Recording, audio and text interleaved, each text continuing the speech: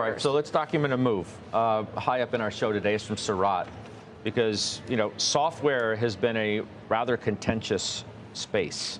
The debate over these companies and whether, the pullback in some of these stocks is over, if it's time to take a look. Workday is down 23% year to date, and you bought the stock. You want to tell our viewers why? I did. And if you look at where Workday is, it has 60% of the Fortune 500 as its customers. The stock, as you said, is down over 20%. The multiple's gone from 40 times to now just a little north of 20. And what is happening the last 2 years is you did have a lot of pull forward during COVID.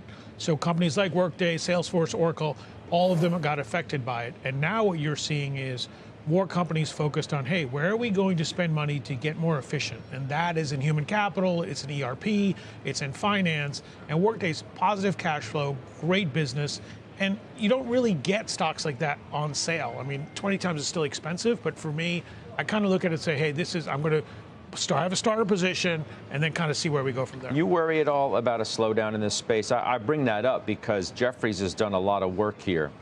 And they suggest, and if we're talking about earnings and the delivery of these companies and their guidance, I think is more important. They suggest of the 100 software companies that they track, 54 have reported earnings. Of those 54, only 39% of them have guided their revenue ahead of consensus. That's on track for the lowest in 20 plus quarters.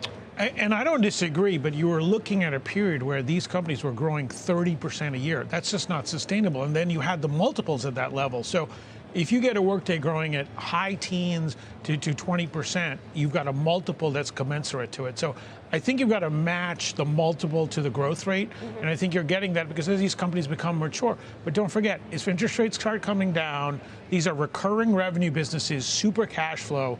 They can start buying back shares or grow in other areas that some of the other ones can't. Bryn, what do you think about this purchase? And if, you don't have to own the stock specifically to have a view on software in general. Jeff DeGraff of Renaissance Macro thinks the technicals in this space are turning negative as well. So you've got Jeffrey's warning of fundamental slowdown, and then you have DeGraff talking about the technicals turning negative. I think in this space, well, first of all, when Sarat buys something, I think it's always interesting. I like him walking through Workday. I think you really want to look at this space security specific because, for example, Workday, he sees an opportunity. I own Palantir, I own Microsoft.